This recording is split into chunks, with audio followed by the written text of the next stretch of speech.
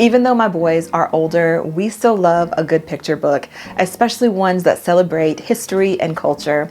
In this video, I want to share with you some that I've picked out for us to read in February. Hey y'all, welcome back to the channel, The Simple Happy Life. If you're new here, I'm Sabrina and I like sharing about homeschool, homemaking, and simple living. As our schedule will be changing as we move into February, I want to make lunchtime our read aloud time again. I feel like those read aloud times are so precious and I want to savor those moments and be able to have those discussions about ideas in life that we come across in the literature that we read together. And starting in February, I plan to do these read-alouds as a way to anchor our day. Some days my boys have morning classes or homeschool group meetups. In the evenings, they have extracurricular activities like basketball and robotics. And so right now, a lunchtime is one constant that we have, and I want to use it as an anchor in our day. I want to use it as a time to come together to have a good food and read a good book. Now, we read a lot of novels and illustrated encyclopedias. My boys are in middle school. My oldest is going to high school in the fall, but we still love a good picture book, especially those that are celebrating history and culture. And I thought that since we're moving into February, Black History Month, that I would select some Black history read-alouds. So the books I chose to read this month, I based on my boys' current interests. So film and photography, art, science, technology, and my oldest is doing a poetry unit. So I chose some books of poems and of poets. And I think that it's cool to be able to select books that hold stories of people that look like them and share similar interests and passions. So many of the books I just pulled from our shelves. They're books that we have not read in a while, but as the boys are older, I think they're gonna come at it with a different perspective and we'll just have new discussions around the books that we've enjoyed previously. I also selected books that I found in Soul School, and this is Amber O'Neill Johnston's new book. It's called Soul School, Taking Kids on a Joy-Filled Journey Through the Heart of Black American Culture. It includes 100+ books and activities for toddlers to teens. And I really appreciate how she has this book broken down. I just have my little notes here I want to share. And it's divided into two sections. The first section explores how to bring Black literature and culture into your home in a natural and meaningful way.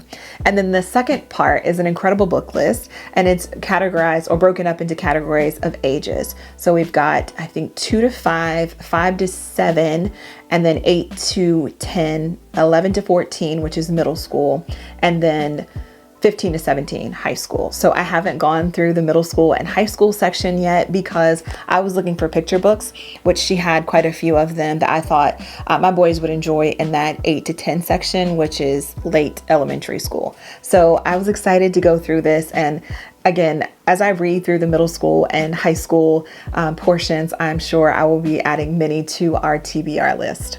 So before I give you a peek inside these books, I just want to let you know that I've created a free download. It's in the description, so you don't have to write down the titles. There'll be links to the books, as well as places to source books, because I feel like building your home library, building your bookshelves can be expensive, and books can be budget busters. And so we have to get creative in the way that we source books so that we can have all the literature that we want to in our homes. But check out the download in the description below, and let's take a peek in these books. So the first book in our stack is called Buzzing with Questions, The Inquisitive Mind of Charles Henry Turner by Janice N. Harrington. And this is a fascinating biography about Charles Henry Turner, as a groundbreaking Black scientist who studied animal behavior.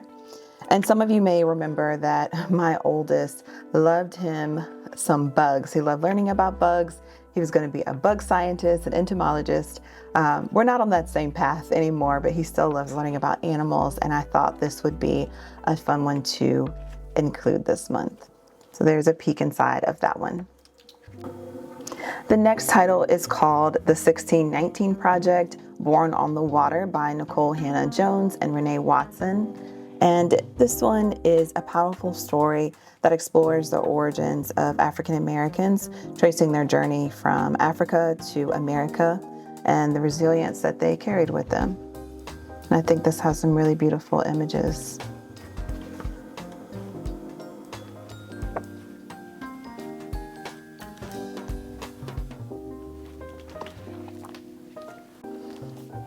The next one is Hidden Figures, The True Story of Four Black Women and the Space Race by Margot Lee Shetterly. I think I'm saying that right.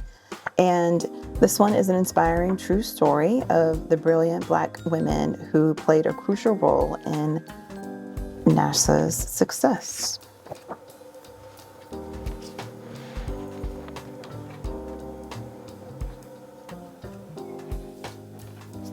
I love when books include a timeline.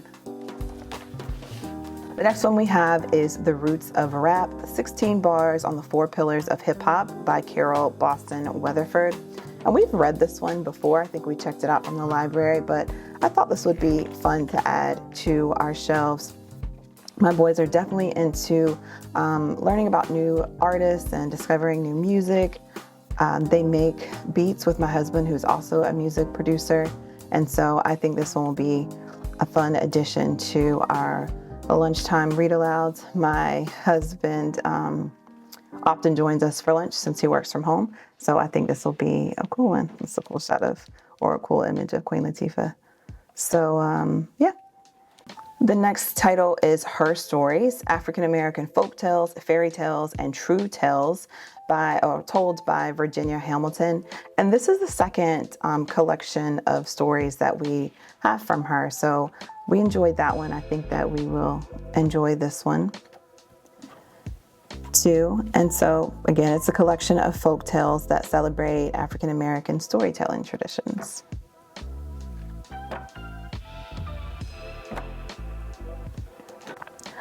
The next one is Gordon Parks, How the Photographer Captured Black and White America by Carole Boston Weatherford. And this one I pulled off our shelves again because Cameron is still very much into photography. And so this is the story of Gordon Parks, who was a pioneering Black photographer who used his camera to document social justice issues. And I think this will be another good addition to our reads. I really like when books have actual images in them in addition to the illustrations at the end. I think that's always a nice touch. The next one is Between the Lines, How Ernie Went from Football Field to the Art Gallery by Sandra Neal Wallace.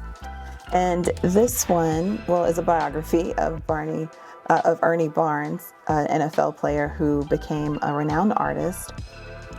He, I believe, grew up in North Carolina. So as we're in North Carolina, I think that'll be a cool fact to share with my boys again. I'm not sure if they remember that. But as he is into art, my boys are into art. That is why I chose this one.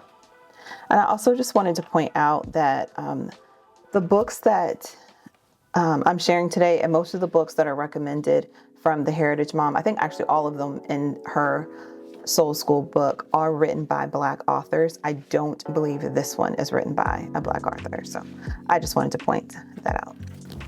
The next one we have is Dream Builder, the story of architect Philip Freeland by Kelly Starling Lyons. And this is about, Philip Freeland, but he is the architect behind the Smithsonian National Museum of African American History and Culture. And near us, he designed he's behind the design of the Durham Station Transportation Center, along with some other buildings near us, the college campuses, I think on A&T, Elizabeth City. And so I just will remind the boys of some places that they have been. The next is called The Remarkable Story of George Moses Horton, Poet by Dawn Tate. And this is about the story of George Moses, who was an enslaved man, but later became a published poet. I chose this one again because Aiden is doing that. My oldest is doing that poetry unit. So The next is Take a Picture of Me, James Vander Zee by Andrea J. Loney. And this one is the story of a photographer during the Harlem Renaissance who captured the beauty of Black life then.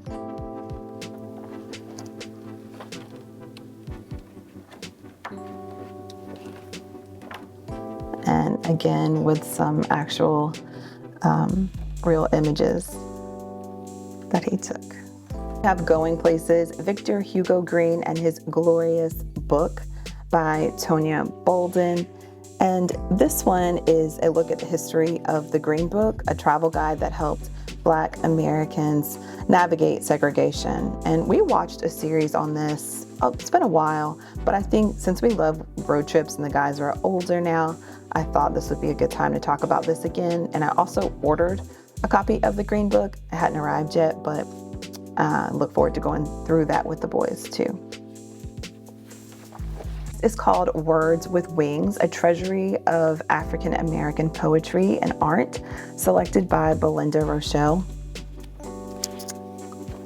And this one is a stunning collection of poetry and artwork that celebrates the Black experience.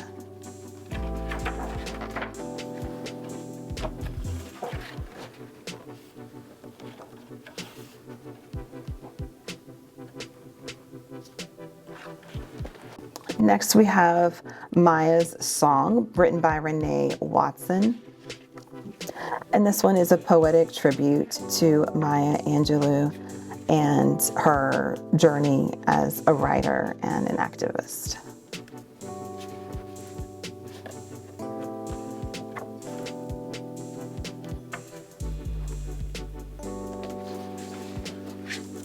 The next title is Frederick Douglass, The Lion Who Wrote History by Walter Dean Myers. And this is a powerful biography of Frederick Douglass, who escaped slavery and became one of the most influential voices for freedom and equality. The story highlights his courage and his resilience and his dedication to education and justice.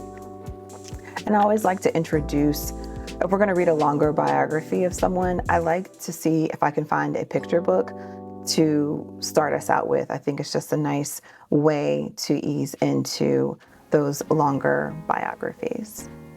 The last title we have here is Blues and Stereo, the early works of Langston Hughes, and this is curated by Janice Smith. Now, this is not a picture book. I picked this one up because of the poetry unit that my oldest is working through. So this is full of, again, well, Langston Hughes' work and his influence on literature and music. So this is just a quick peek of how